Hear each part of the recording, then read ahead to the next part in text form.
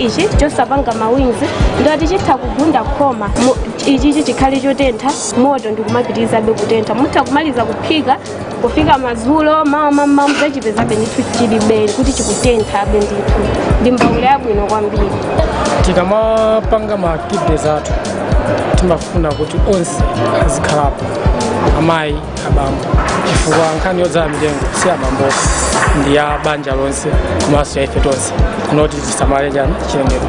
Olo nkhani yothirira yakudimba ya kalimidwe si ya bamboka komanso tikationesese ntchito yambiri amagwira kwambiri yakumunda ndi azimayi. Timalimbikitsa onse tikamapanga misonkhano yathu madera amene tikukwira timalimbikitsa kuti onse azikhalapo aliyense aphunzire adziwe bwino zimene tikuwaphunzitsa nkhani yosamachilengedwe zamalimidwe kuti zonsezo azidziwe simalo azibamboka maonse akhalepo ndithu. Modi somuthi ongapeza zoti anthu ena ngati ma-lead farmer oti aziphunzitsa maklabu ndi azimayi ndithu zisonyeza zoti azimayiso amapangidwa value kutotolandikeya kuti atha kutenga nawo mbali pa ntchito zimene timakhala tikugwirazo. Monga amene wanena alimi athu timagwira ntchito ndi mavolontiya akumudzi amene timatchula ma-CW timafuna azikhala mayi bambo onse not one gender side. Tikamagwira ntchito zathu.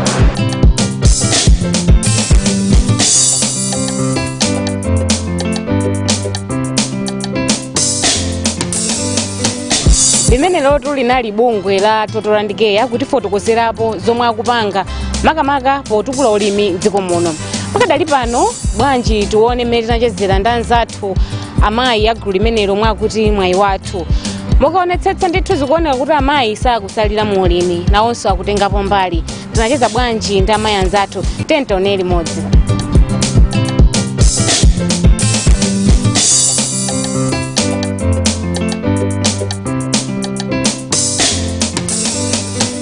Ene dzina langa ndine Felista Mbinga. Bungwe lathu ndi mwayi wathu Women Fruit Juice. Gulu lathu tinamba 209 tinali azimayi 30 pano nasali azimayi 10. Timaphika juice wazipaso zachilengedwe osiyanasiyana monga mapapaya, mango, bwemba, masawu, nthochi, china chilichonse chachilengedwe, malambe. Gulu limeneli tinamba 209 tinali azimayi oti timangokhala timasowa chochita ndipo na kwathuko kuli zipaso zachilengedwe nde tinapempha alangizi kuti bwanji mudatithandiza kuti tizipanga juice nde 209 tinamba gulu lathu 209 yomweyo tinapita ku Malawi Bureau Standard tinamanga nyumba 209 yomweyo tili ndi nyumba ndithu yaikulu imene timapangira juice wathu komanso sitipanga juice ekayo timapangaso jamu timapanga zoti ulimi ndi business kuti poyambapo timangokhala tisadakhale pagulu tisadandire maphunziro ayeni umene tinkangolima chimanga waneka ndesi zimatithandiza koma atabwera umene kutipatsa uphungu kuti ulimi ndi business tinamba kulima mbewu zosiyanasiyana monga mukuona apa soya, mtedza, chimanga zimenezi timagulitsa tikagulitsa anathu amapita ku maskulu ndithu masekondari apamwamba ngakhale ku private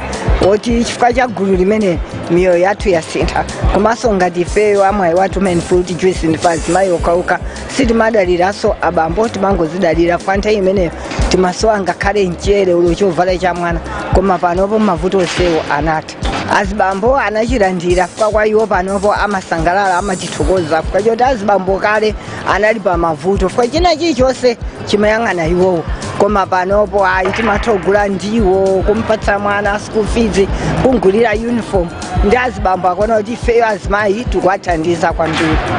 Malangizo athu kwa azimayi ena ndioti azimayi masiku ano osamangokhala upanda pagulu ayi kumakhala pagulu komanso mkati mokhala pagulu tisamangodalira magulu okhaokhawo monga ifeso timapanga za banki konde tikapita kwathuko timapangaso mabusiness kumaphika mandasi kumaphika zitumbuwa ena kumaoda zimbe cholinga chonena kuti pakhomo pathu tisamakhala anthu ovutika ayi masomphenya pagulu pathu tili nawo onena kuti Malawi Bureau Standard akatipatsa namba juice wathu akhale kufalikira dziko lonse la Malawi lino ngakhaleso kunja kwa dziko juice amene akafike tidziperekera mashopu osiyana-siyana komanso kutsogolo kumafoti kampani yathu ikhale yayikulu tizalembe mamanijala maklari kuti adzithoma tiwerengera chuma chathu ngakhalenso ana athu amene akumamaliza masukuluwa amasowa ntchito ena angolekeza form 2 ena form 4 kumasowa zochita amene ifenso tidzalembe adzakhale pa ntchito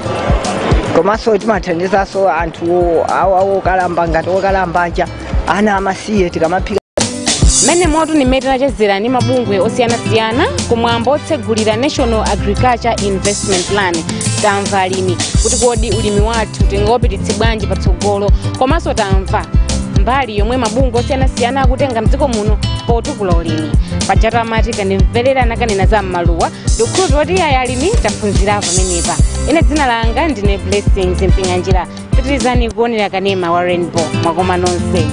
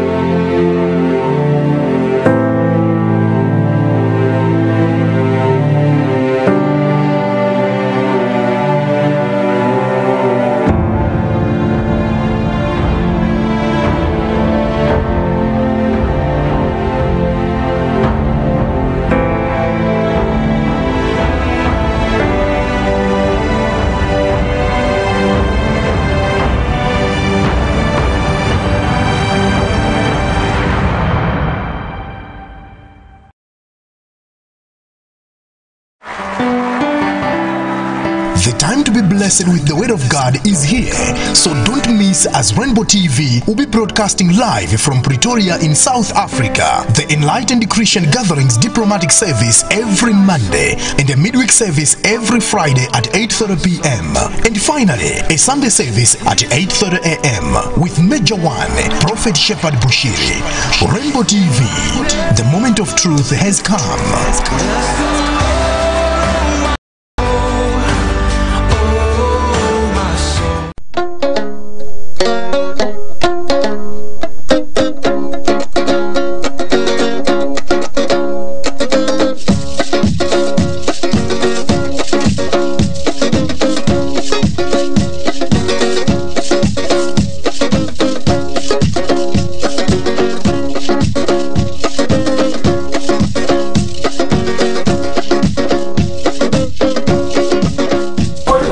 Magonda buli zokuza na leo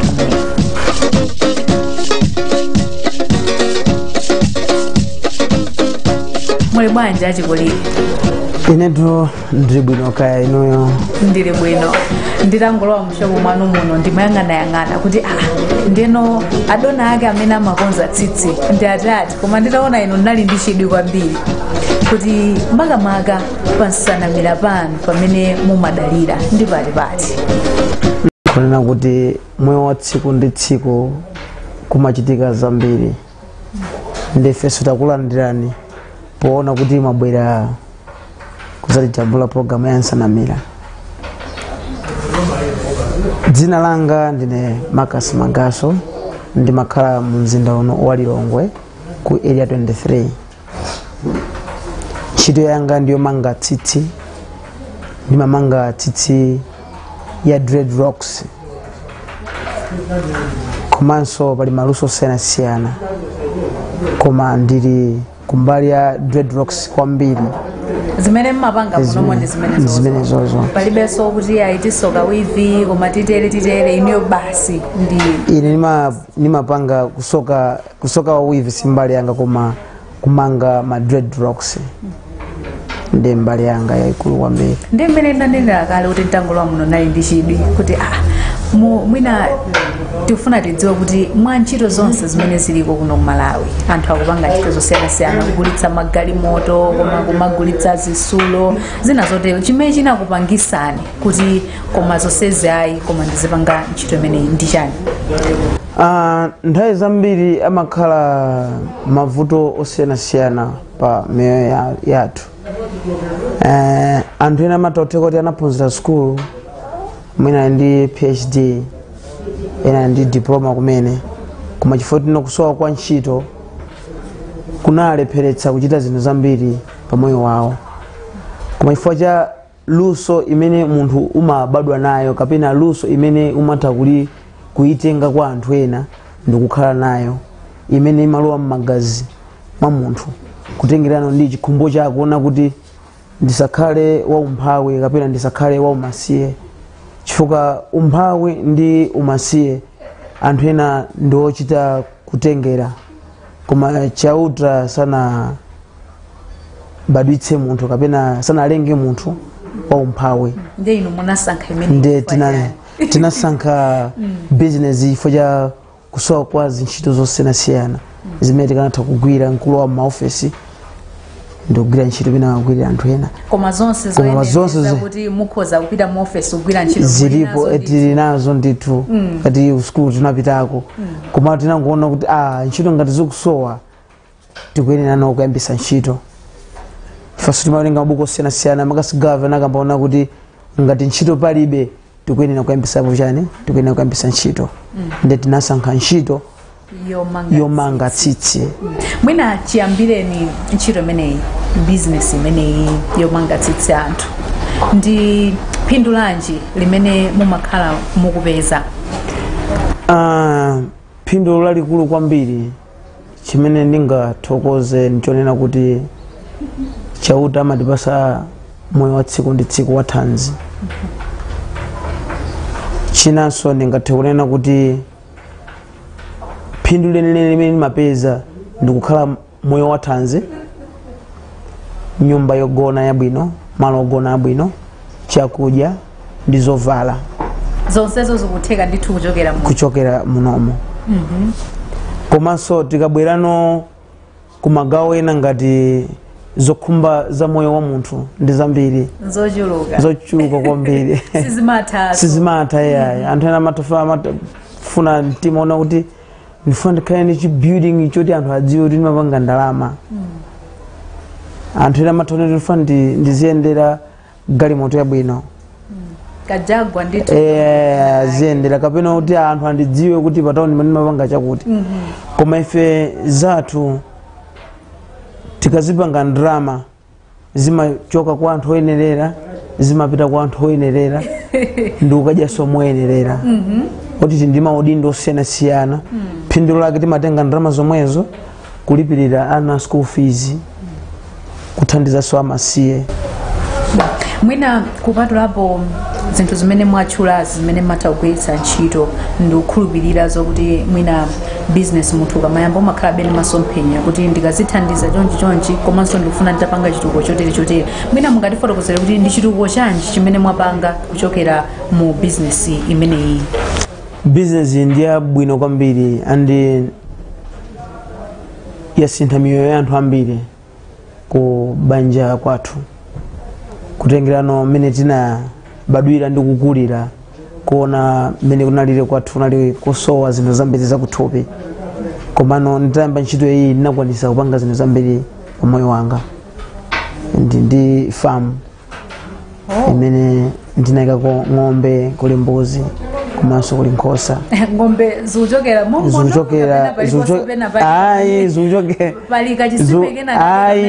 palibe chisime chine chilichonse zikuchokera pompano tikamadzuka mamawa tikamati kupita kuntchito amayi akamapitsa madzi tikayitana asheba kuti sheba tatibweretsere sopo osambira amadziwa kuti adada kupita kuchane apita ku office yake ino.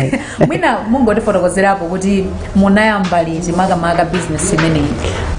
Ndinayamba za tsitsi nayamba kalekale kumanga tsitsi anthu nayamba 2005 kuyamba kumanga tsitsi zenezene kuti ndamba kumanga tsitsi.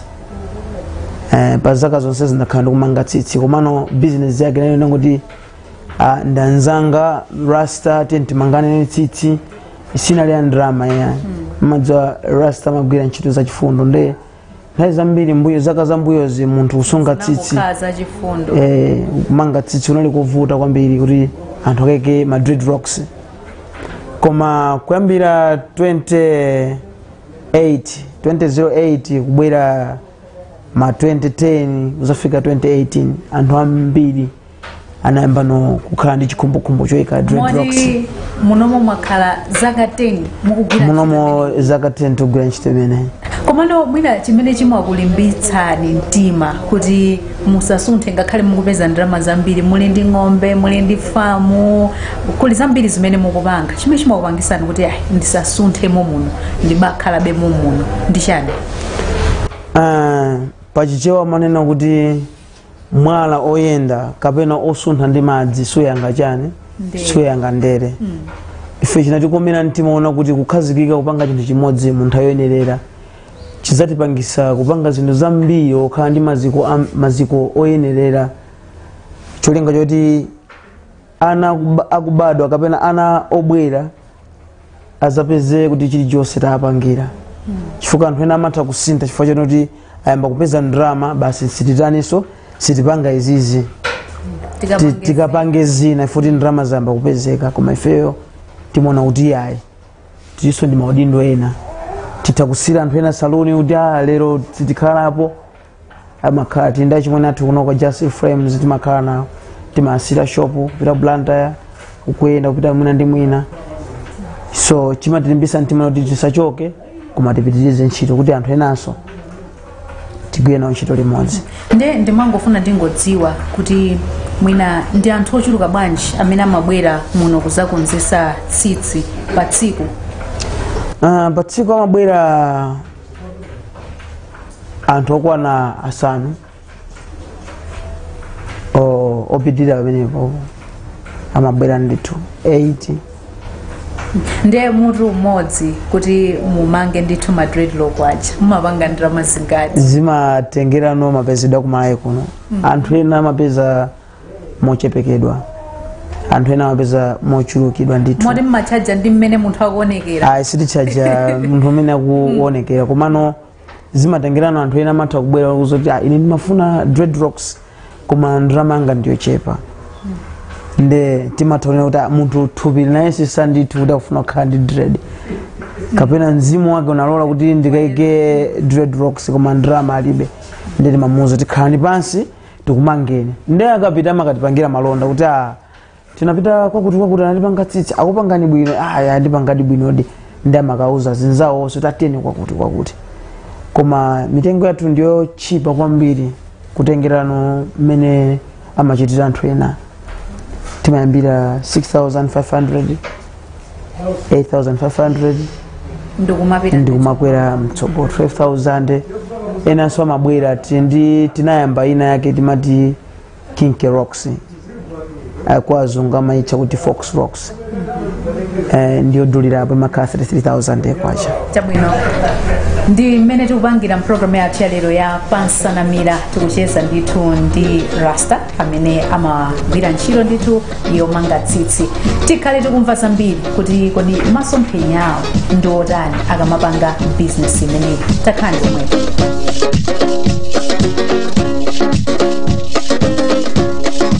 Ndithu mwala oyenda kumera ndere ndi bwino kukhazika pa chinthu chimodzi nkumaona phindu kuti koda chinthu ichi chikundipezesera phindu lotani. Kumbukirani mukuonera programu ya Pansanamira pano pa Kanema wa Rainbow, ndipo tikucheza ndi Rasta amene amapanga business yomanga tsitsi. Ndi titamva zambiri kuchokera kwa iwowa. Ndi Rasta mwatifotokozera kuti business imeneyi mwakhala mukupanga kwa zaka pafupifupi 10. Ndi timafuna tidziwe kuti makamaka masomphenya anu ndi otani? Masomphenya anga ndakulu kwambiri kutengerano mwana akamabadwa amayamba kukwawa kenaka kuthamanga. Ndi chimodzimodzi ife tikuyamba pang'ono. Masomphenya anga akulu kwambiri ndonena kuti pa nthawi imene ndakhazikika mu chilichonse ndikuzakhalano ndi manyumba, phunzitsa ana school, chifukwa kuwaphunzitsa school akapita patali ndi school wadzala mtengo wa moyo, waika maziko oyenerera, chifukwa school ndiyofunika kwambiri. Ndimaonesesa tsiku ndi tsiku kunena kuti masomphenya anga asangothera ona kuti ndine omanga tsitsi mitu mwa anthu uzangothera pompo. Ayi, zizukulu adzandipeze tsoti agogo ali kusaluni agogo apita kusaluni. Andi kubziolanso mu kupanga za saluni ndimafunisisa kudzakhala ndi restaurant. Ndi chikhumbo changa chachikulu kwambiri ndikuzakhala ndi restaurant yoti anthu azadziwe kuti kuli restaurant mtawuni pakuti. Koma ntchito yanga ya saloni sindingasiye. Muzakhala kuti ndoti mwanyamata umene kwakupanga olene kupanga kumene. Okay, ndi munazafotokozapo kankhani kena kuti munaona chokoma kuti mwina ntchito iyi pa luso limene Mulungu wakupasani mwina mukhoza kumaligwiritsa ntchito. Nde ngati Rasta mwakambaponso zakuti mumakhulupirira mu ntchito za chifundo, sizimangothera mu chifundo momwemo kuti ayitiribe basi za chifundo monga business? Akuti tu bongololo sadzola mafuta pa gulu pa anthu. Pali njira zambiri zimene kuli kuthekera. Ndimene nanenera koyambirira nakuti timatenga ndrama kwa anthu oyenerera, zimapitanso kwa anthu oyenerera. Ndrama ziti tikazipeza timatha kuona kuti ndangati amene akusowa school fees ali amasiye. Amabwera ana kuno kuzatipeza kuti ina ndibweza ku school makolo ndilibe. Ena makolo amakhala nawo komano mtima unena kuti ndikangopita akandimvesesa. Timapita pa bwaira pomwepa kukalipirira ma school fees mwina kupita kuchiko kuti school fees mulibe andikulipirirani choncho timapezana kuti kuthandiza kwathu ndikothekera ndimenenso Yehova watipatsira ngati zili zambiri timagawaso ndimenenso yabwerera ndalama. Taonapo tu anthu ambiri mwina kuyamba ma business mene mwayambira inomu ya saluni 2-3 years yaima asiya akayamba business ina mwina zakanika ndimangofuna ndingodziwa zokuti mukamapanga business imene ya saluni inuyo chinsisi chanu chimakhala chotani kuti mpaka na zaka zonse 10 zapita mudakalibe ndithu mukonza tsitsi komanso kumapanga ndalama zochuluka? Ukakhala pamalo chachikulu ndikusunga mwambo ndesa tikakumbukira ku mbiri yakale tili ana ang'ono ankati kumbusa president Kamuzubanda manena kuti tikuyenera kusunga mwambo ndesa nthawi imene tinali mbumba zakamuzo amatiuzona kuti tisunge mwambo ndi timayesesa kuno kusaloni kuti tikhale ndi khalidwe labwino chifukwa khalidwe ndi chuma.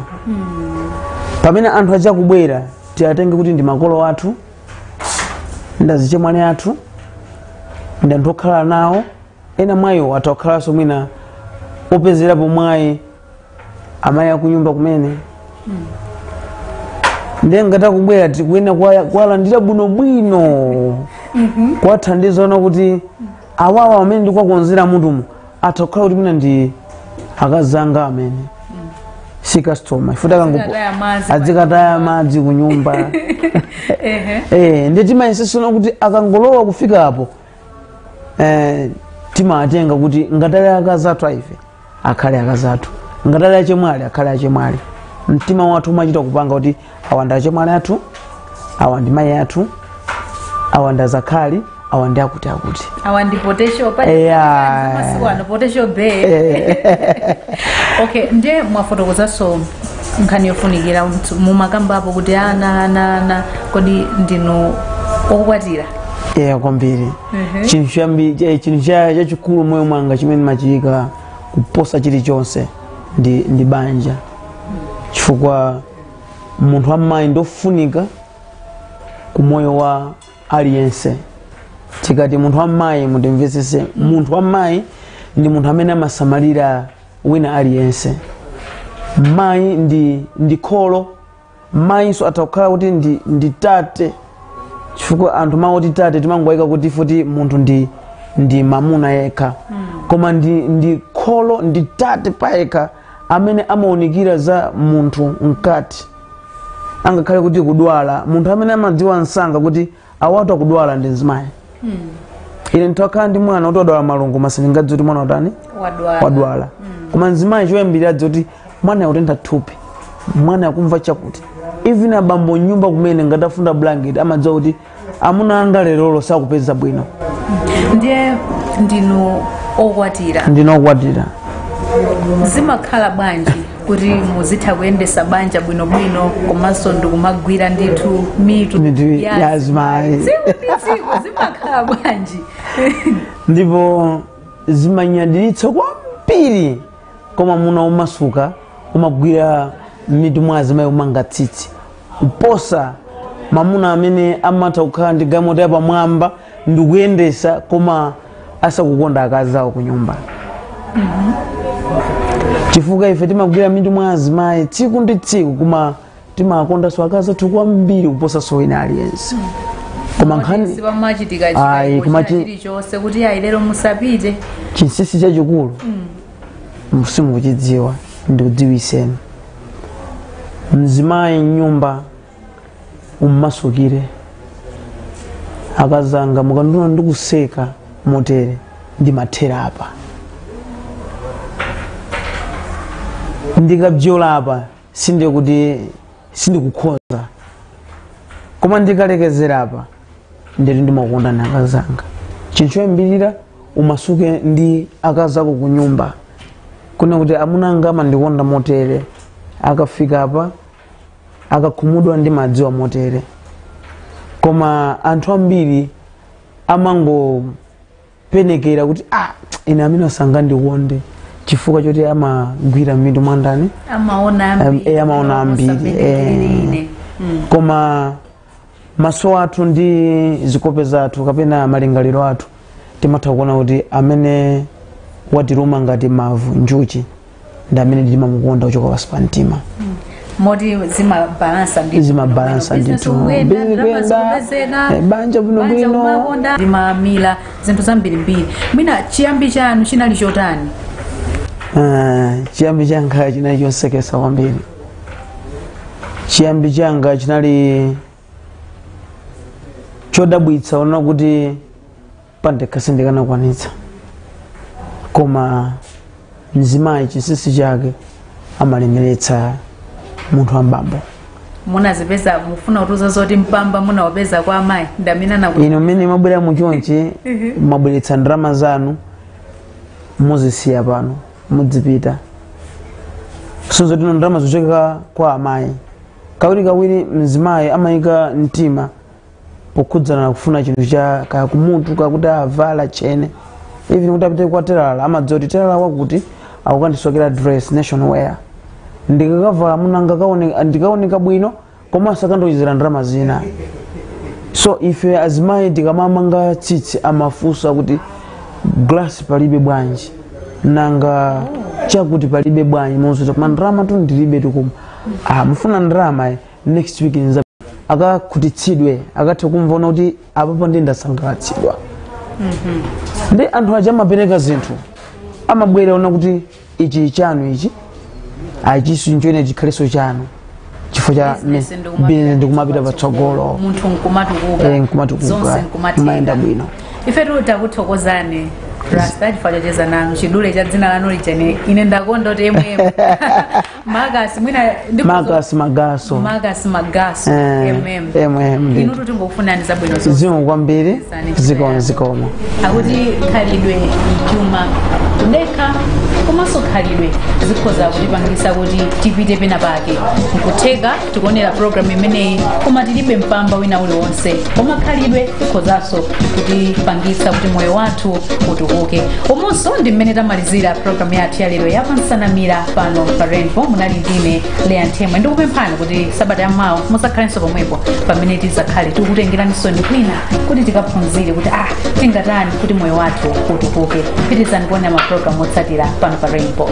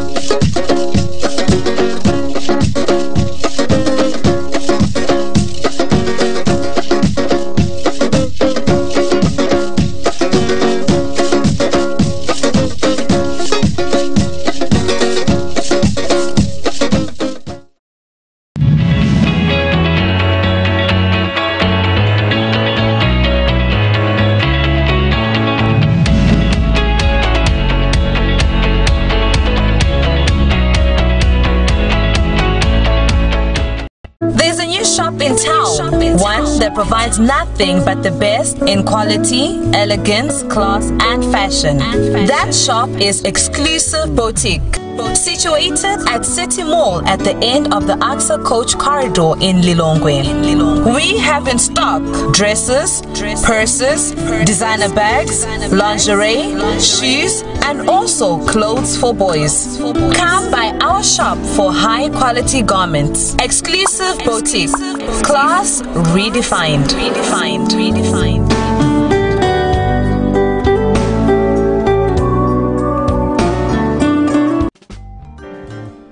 Are you looking for quality and affordable sofa sets? Well, BM Sofa Design has the reduced prices for top-class sofa sets from 700 to 350,000 Malawi kwacha only. You can also buy a one-seat piece at 60,000 kwacha and a two-seat piece at 120,000 kwacha. Layback is accepted and payable in 12 months. You don't have to waste your time and money buying sofas abroad while there is BM Sofa Design.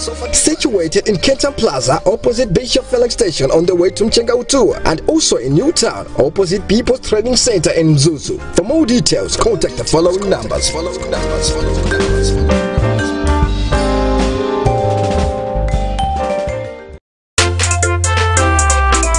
Mzimai ndi mzimai. Zosowa zathu, zokhumba zathu zimakhala zofanana. Kotero kuti chomwe chimasiyanitsa mzimai sikukhala kumudzi kapena mtauni yayi, koma kuzindikira zinthu zamakono. N'chifukwa chake amayi onse otsogola komanso ozindikira amadziwa kuti moyo wa thanzi ndi ogwelo la zabwino zonse, ndipo amayi otelewa amapatsa mabanja awo chakudya cha thanzinso chomwe chimapezeka mu Soya Gold. Soya Gold akupezeka m'mitundu iwiri, Soya Gold Original komanso Soya Gold Sorted, ndipo zonsezi pa mtengo osabola mthumba. Soya Gold akupezeka msitolo zonse zodziwika bwino mdziko muno. Muyeseni lero kuti nanunso mukhale mgulu la amayi otsogola komanso ozindikira.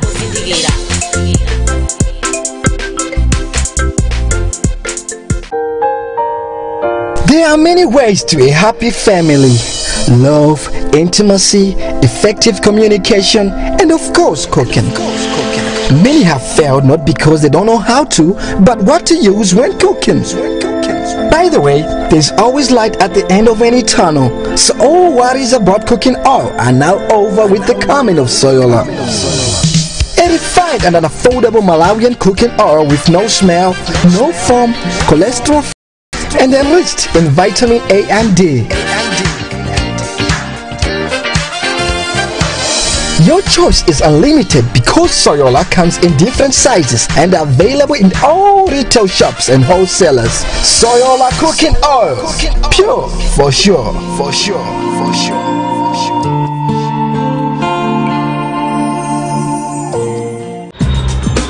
If you want to travel with confidence, there are things to consider: air travel reservations and ticketing, visa processing and facilitation, hotel bookings, airport transfers and car hiring, travel and health insurance, travel advice, and not forgetting tailor-made tours. If that's what you wish for, then it's time to travel with Legacy Tours and Travel. Visit us in Creswell House, area 18 off Eman Road in Lilongwe, or you can give us a call on the following numbers. Legacy Tours and Travel. Travel with confidence.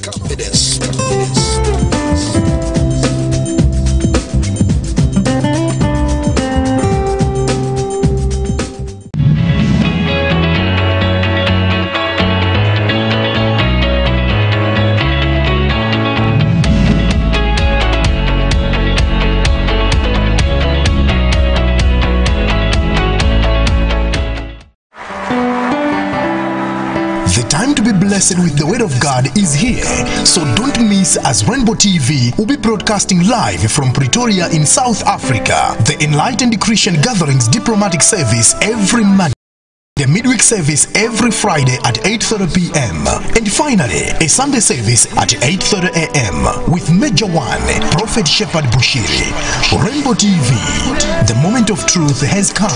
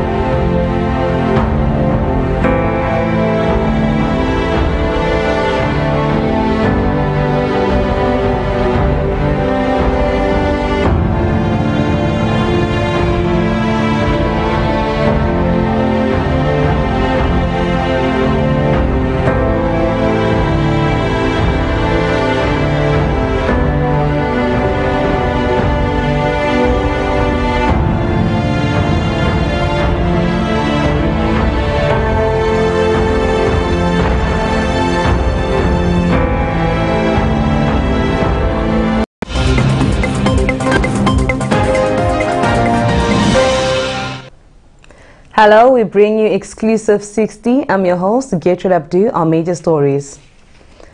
Government insists to relocate Dzaleka refugee camp from Dowa to Karonga despite growing resistance. Rehabilitation of Mzuzu Stadium to cost taxpayers 50 million kwacha for the 2018 Independence Day celebrations. In business news, Tobacco Control Commission dispels fears of declining tobacco export demand. In international news, Kenyan doctors lose their appeal case to block the hiring of Cuban doctors. Please stay tuned for the news in detail.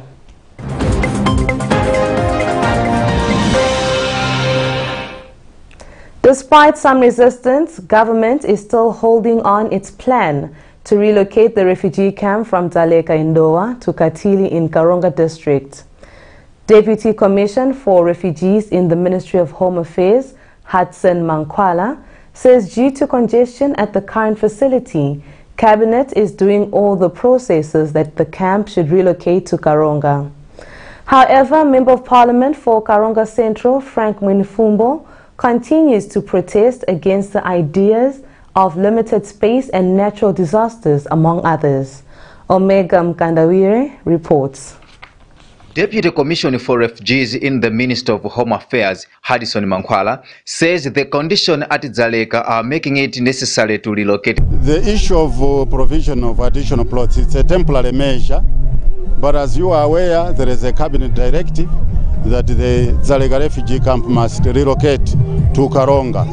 So we are moving towards that direction. However, reacting to the development, Mwenefumbo says Karonga does not have enough space to host over 30,000 refugees, as it is also prone to many natural disasters. No, we've made our position clear that the issue of reallocation of refugees from Dzaleka camp to Katili, which is located in my constituency, attainable. And for many reasons, because of so many reasons we have given, not because we are not empathetic to the plight of the refugees, no, but it is simply because of certain limitations in terms of capacity in holding those 30,000. Now I hear the figures jumped up to 40,000 refugees to be reallocated in Karonga. If I can just give you a few examples, for example, Karonga has got a linear settlement, and most of the land is along the lakeshore, which tells you that the land is limited. It is not known as to when the move will be implemented, but some people in Karonga, led by Mwenefumbo, fear the refugees may pose security issues in their area. For Rainbow News in Lilongwe, I am Omega Mkandawire. Meanwhile, an acute shortage of food is expected to hit hard scores of refugees living at Dzaleka Refugees Camp in Dowa, amid concerns that funding from USAID will be coming to an end in September. Program Associate for Refugees in the World Food Program, Evenes Zuze Meleke, says the 13.5 kilograms of maize ration that the refugees receive per month are not adequate enough to sustain their families. The WFP is responsible for providing food to all refugees in all these camps.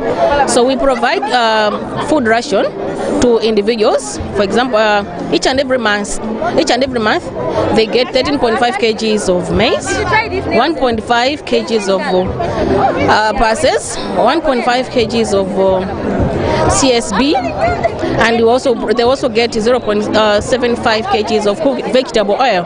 But we also have got an extra ration for children under 2 to ensure that the nutrition aspects are met, the nutrition needs are met. We provide 3 kgs of CSB. We call it CSB plus because it is a Koyason blend with the special needs for requirements, nutritional needs for children that are under 2. We're looking at the arrival rates in these refugee camps. For example, Dzaleka, on a monthly basis, we get 300 to 400 new arrivals on a monthly basis. So which means sometimes we can plan for example, right now we have got 32,500 refugees, but by the end of the month we may realize that we have got maybe 33,000. So it means that we have to be careful in ensuring that we plan way in advance.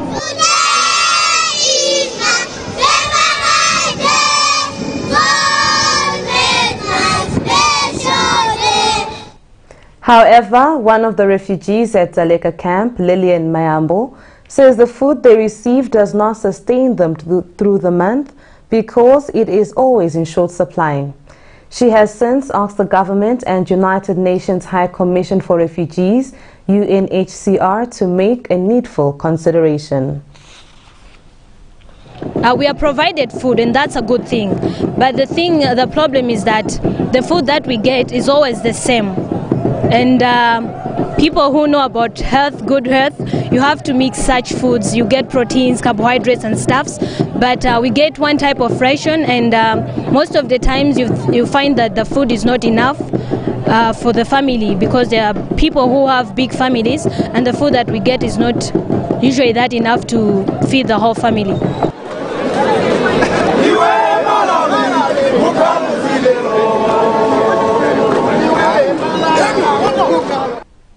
Meanwhile, a representative of the refugee community at Dzaleka, Butoi Eliezer, has complained that at times authorities delay to supply them with food rations. This year, 2018, we receive food very late because, for example, in the last month, there was the lack of food. We receive a half of the camp, and the half will stay without food after 2 weeks or 3. They receive late. That is why we say that we receive sometimes very late. The food delays.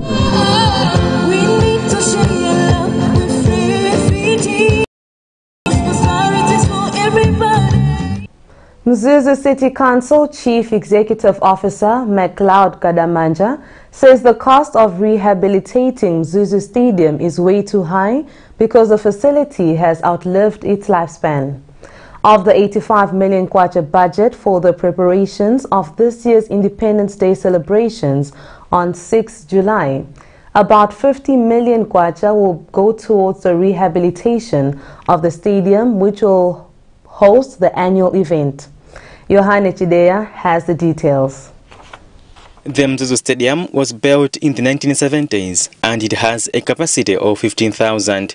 Chief Executive Officer from Mzuzu City Council, McLeod Kadamanja, said the facility is too old, as such maintaining it on a yearly basis is becoming a challenge. Among other notable areas, the council is supposed to put the playing field in good condition to host a football match during the celebrations.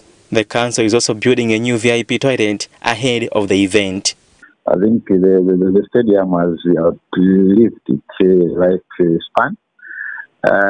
So it requires, I think, constant repairs and rehabilitation. Of course, apart from that, we are also constructing a VIP toilet, which is also going to cost us a substantial sum of money. So, yes, the stadium requires, I think, heavy maintenance. That's why we are looking for at least a large sum of money to allow us to do the needful. Kadamanja added that the council is still soliciting funds from well-wishers, while expressing optimism that the needed funds will be realized in due course. Earlier this week, the council closed the stadium for renovations. Following the closure, the Super League of Malawi Sulom revised all the 10 Super League fixtures. Mzuni FC is one of the teams that used the Mzuzu Stadium to play its home Super League games, but will this weekend travel to Karonga to play Lilongwe-based Silver Strikers. This is the case as Mzuzu Stadium is the only facility in the city that can host such games. Last month, Mzuzu City parliamentarian Leonard Njiko said in Parliament that the city needs a new stadium. Njiko described the current facility as a mere community ground, not worthy to be called a stadium. For Rainbow News, I am Yohane Chidea.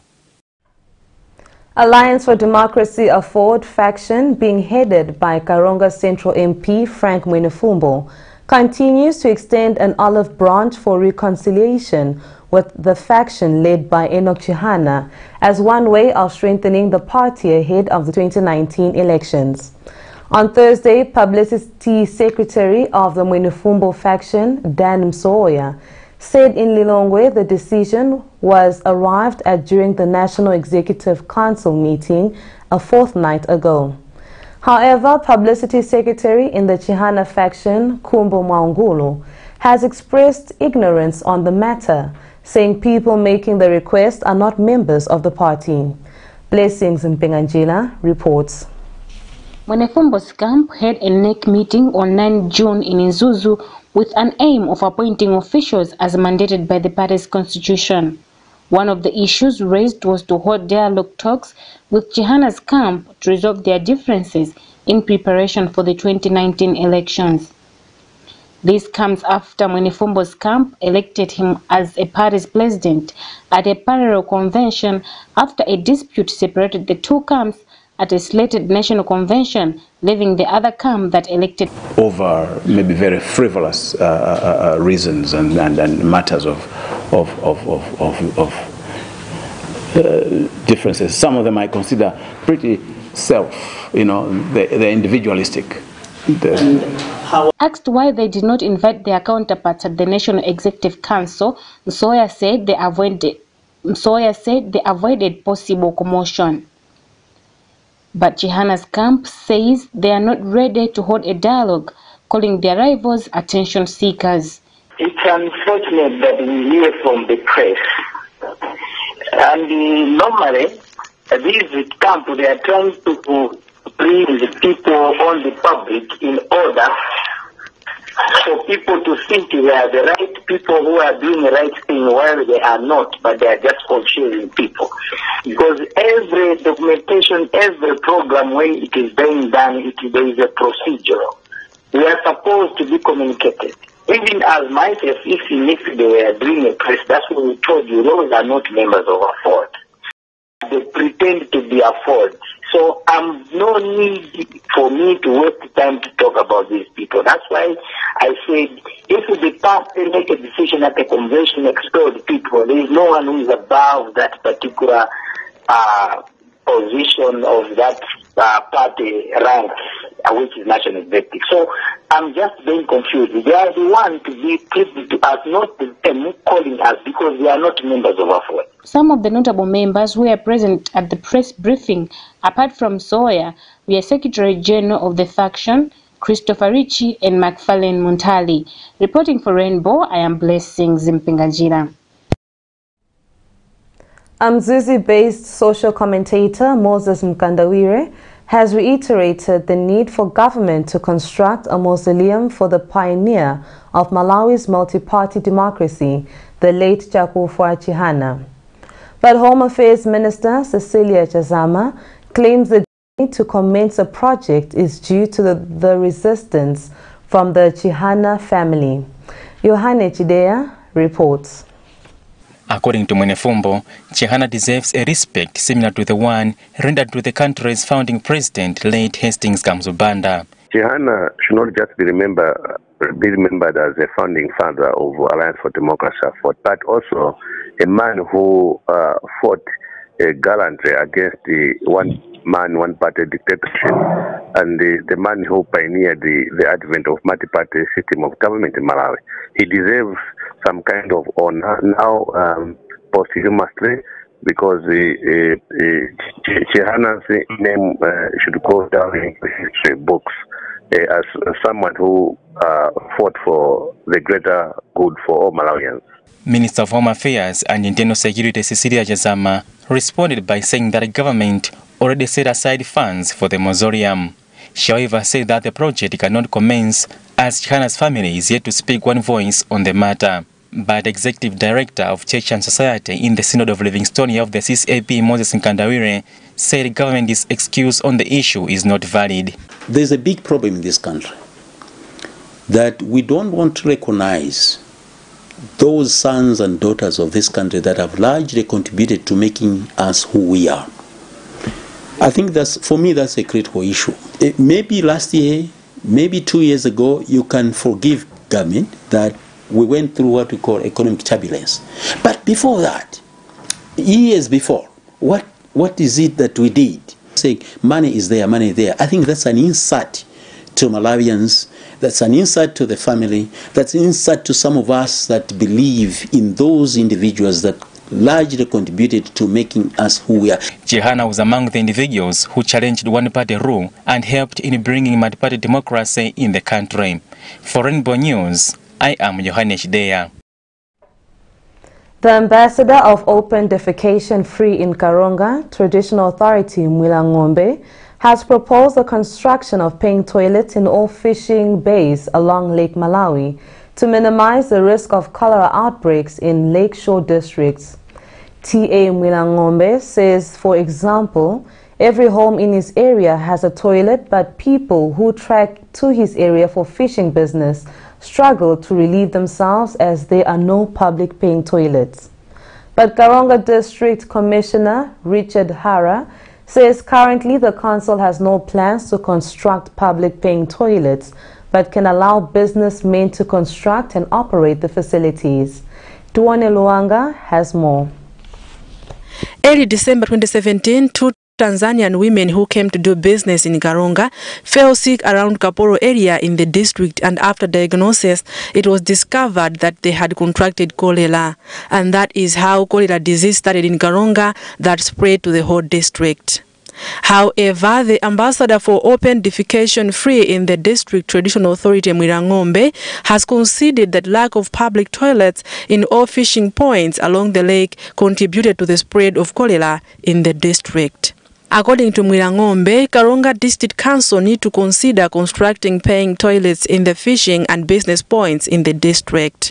Concurring with the Chief District Environmental Officer at the Karonga District Hospital, Lewis Tukula, says the initiative will improve sanitation standards in the district, thereby reducing cholera cases in the long run. The channel that the TAs would like to take to request the council to make sure that there is provision of those paying facilities, I think is an issue that the TA has been mentioning, I think, every now and then.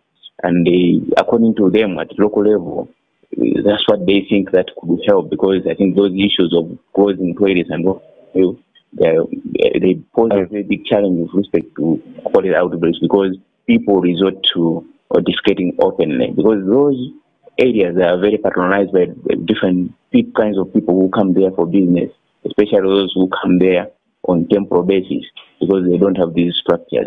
So an initiative to have the paid toilets, I think it will be a good initiative, because they will be accessible to everyone in those areas. And open discussion practices will be dealt with, and then be in a position to deal with cholera. But District Commissioner for Karonga, Richard Hara, says the council has not planned and budgeted for the project. He says unless some businessmen grabs the opportunity or some development partners decides to do that in the area, there is nothing the council can do as of now. Out of 290 traditional authorities in Malawi, only 80 of them qualified for the open diffusion in Mzuzu. This is Tony Luanga. Quality Assurance Control Expert Malawi Bureau of Standard, MBS, has intensified strategies on market surveillance and implementation of the 2016 Metrology Law. MBS Director General Devlin Jokazinga says persistent inflow of non-trade skills and non-standardized products on the local market requires urgent attention. James Kachepa has the details. In its quest to curb the flow of non-trade skills and substandard commodities, the Malawi Bureau of Standards has intensified the strategies on market surveillance activities and also plans to implement the 2016 meteorological laws. Speaking to Rainbow, the Director General for Malawi Bureau of Standards, David Chogazinga, worried on persistent selling of substandard products and therefore reviewed the adoption of new strategies to apprehend people on the vice. The market has gone in categories. There are others that are on remand, others are convicted, so we have to assort them accordingly, and then get them transferred to the recommended prison. Soon after the ruling, retired Child Magistrate Esme Tembeno expressed worry on the enforcement of the ruling, which child rights defenders praised for advancing the fight for child rights. I, on behalf of Family Rights Elder and Child Protection Trust, applaud the judiciary for the stand they have taken. This judgment has spoken. It's very clear, but it has to be enforced. For that judgment to be enforced, there is need for adequate resources to be given to the judiciary. Claire filed a complaint to the High Court urging imprisoning of minors together with adults was frustrating the fight for child rights. Reporting for Rainbow, I am Blessing Zimpinganjila. Remember, you're watching Exclusive 60. We'll be back shortly after this commercial break.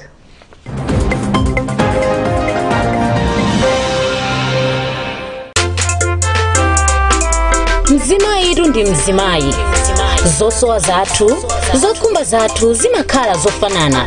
Kotero kuti chomwe chimasiyanitsa mzimai sikukhala kumudzi kapena mtauni ayi, koma kuzindikira zinthu zamakono. N'chifukwa chake amayi onse otsogola komanso ozindikira amadziwa kuti moyo wa ndi ogwelo la zabwino zonse, ndipo amayi otelewa amapatsa mabanja awo chakudya cha thanzinso chomwe chimapezeka mu Soya Gold. Soya Gold akupezeka m'mitundu iwiri, Soya Gold Original komanso Soya Gold Sorted, ndipo zonsezi pa mtengo osabola mthumba. Soya Gold akupezeka msitolo zonse zodziwika bwino mdziko muno. Muyeseni lero kuti nanunso mukhale mgulu la amayi otsogola komanso ozindikira.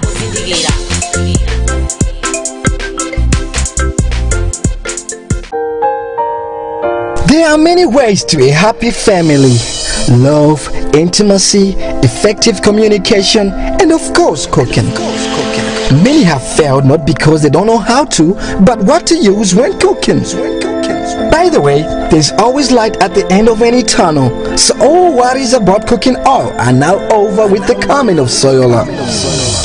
A refined and an affordable Malawian cooking oil with no smell, no foam, cholesterol free, and enriched in vitamin A and D.